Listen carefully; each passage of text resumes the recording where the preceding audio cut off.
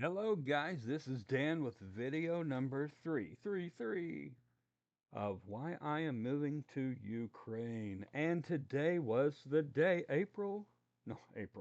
August 15th. April 15th. We don't like April 15th. August 15th.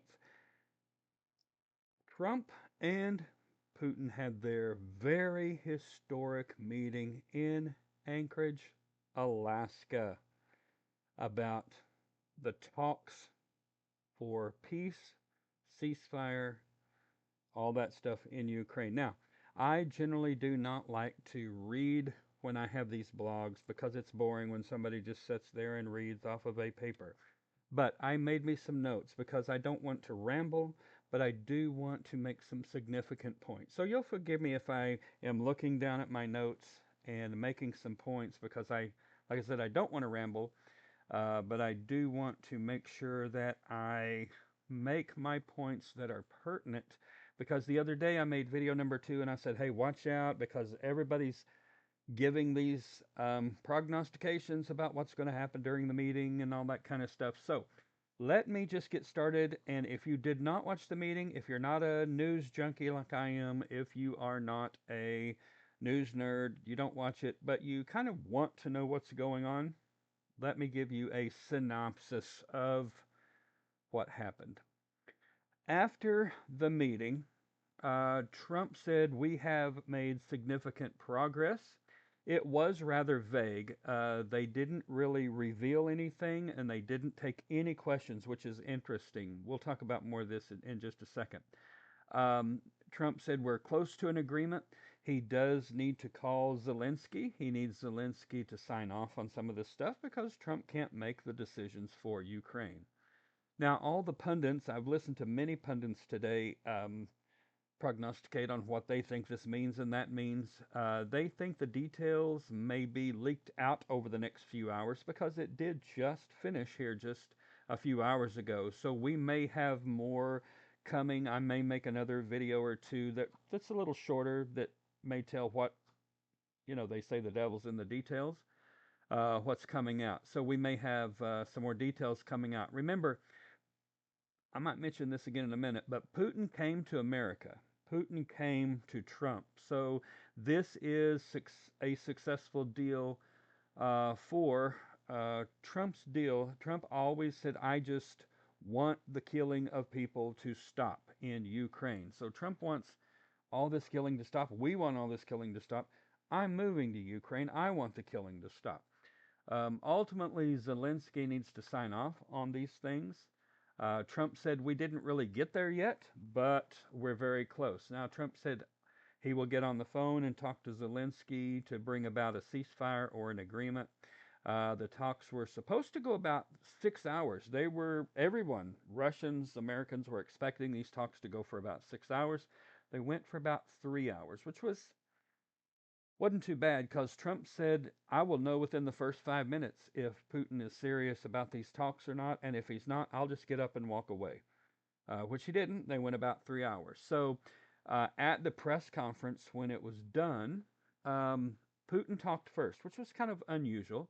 He did ramble, but Putin talked first and said, there's a deal. So Putin said, there's a deal. And he and Trump agreed to a deal. And then Trump talked second and said, well, we didn't really come up with a solid deal, but Trump seemed happy with what happened today. It seemed that there was progress, and that is good news.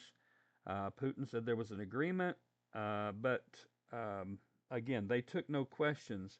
Now, a lot of the pundits think this, if there was a ceasefire, either in full or partial, maybe there would have been an announcement, but there was not an announcement for that. So we don't know if there's going to be more bombing.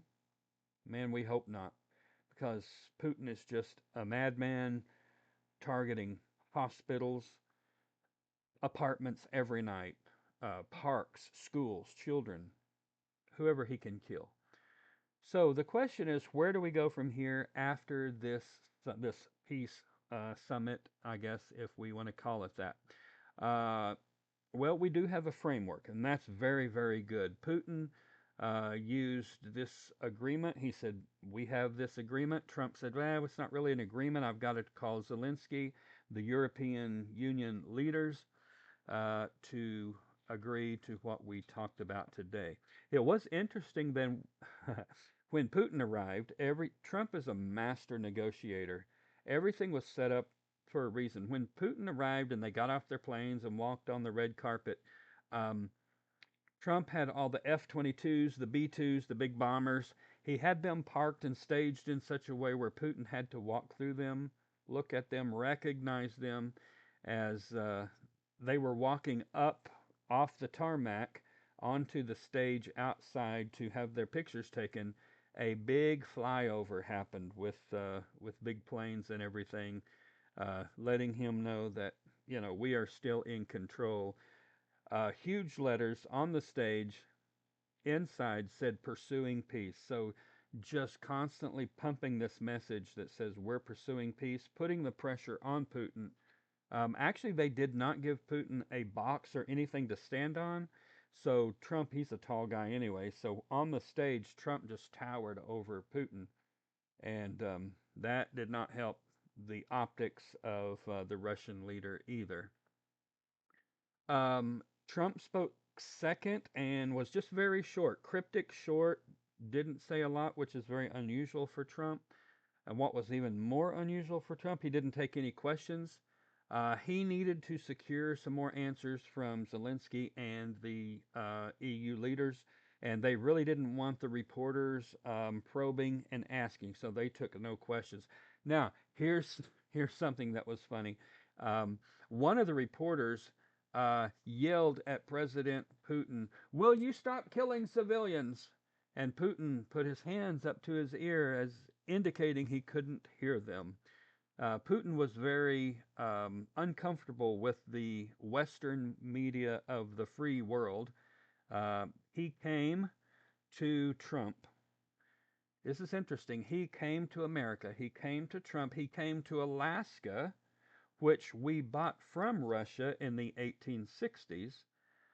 Um, so there was a big kind of scenario here. Um, Trump said that there were very few issues unresolved with Russia, which was good. Putin realizes that the ruble is almost about to crash. So we haven't even talked about that much. It's about to become junk status because the ruble has almost hit bottom. And Putin has come to the table economically. Their economy is suffering terrible. There will be more meetings. The second meeting will happen probably with Zelensky, other European leaders. Um, Trump will need to, in fact, he said he would, he has to keep sanctions and pressure on the Russians economically until there is an end to this war and it happens. The end deal is this. What's the end goal? What's the end deal? The end deal is we can't take anything that Putin says at face value. Uh, he has lied. He we have to have security measures in place. We have to have these deals structured. We can't just take words. We can't just take handshakes. We have to keep pressure on Putin to hold the security measures in line. There has to be sanctions with other countries who buy oil or other commodities from Russia. We cannot let them do that, which is going to crash the Russian economy even further. Putin knows that. That's why he came to the table. That's why he came to America. That's why he came to Alaska. In fact, at the very end, if you watch it, um, Putin says, "Next time when we have this, you will come to Moscow." Trump says, "Oh, that's very interesting. I'm going to take some heat for that." Um, we'll have to look and see how that goes. So Putin is wanting Trump to come to Moscow in the very heart, into the heart of the bear. So I'm not sure that's going to happen. We just had a glitch in the our electricity's going out. Uh-oh. We'll see what happens. I'm almost done here, so I don't know if there is kind of a storm outside, so I don't know what's going on. So anyway, Putin will be lying. He'll be playing the game unless he is squeezed into submission economically. That's my words. Um, He will be squeezed into submission economically. Uh, I think the reason he came is because he's hurting, or he wouldn't have been there. I think if he was okay, he would keep on bombing Ukraine. He would keep on trying to take land, but he's not doing okay. He needs to get out. He needs to save face, and that's why he came to Trump. He came to America. He came to Alaska, um, because he's hurting. He's trying to figure out a way to get out, and he's barely gaining any land. Maybe here and there a little bit, but if he could have already taken over Kiev and Ukraine, he would have already done it. And I know I've had this argument with people. Oh no, there's a reason why he didn't. No, he said we can take Kiev in 3 days. It's been 3.5 years and he still hasn't done it. So that's my opinion. Okay. So just wanted to give you an update on what happened today. Was there anything definite? Definite? No. Was there anything that was very positive? Yes. Trump stayed for 3 hours. I think it was very good. Is there a ceasefire? I don't know. We'll see tonight. We'll see tomorrow morning. We'll see the next day if there's drones, rockets, shashids, all these things that are shot by Russia. Are they still going to be shot at Kiev and Odessa and all these other places? We don't know. Um, so we'll just have to see. I think if they continue to be shot, there's going to be really bad things that's going to happen to Russia through sanctions. I don't think it's in Putin's best interest to do it, but he's a madman. Is he stupid? I don't think he's stupid. I think he's just a madman who is bent on whatever conquest he has in his head that he thinks he needs to do. So, anyway, um, if something leaks out, if we get any more information, I will share that with you. But that's kind of a summary on what happened today. I know I kind of led up to it with video number 2. This is video number 3 of what happened, and I am very interested in it because I have a little skin in the game as I get ready to move over there, hopefully next month. So, anyway, if you have any questions, comments, um, whatever, put those down there. Let me know what you think, and I will see you later. Побачення.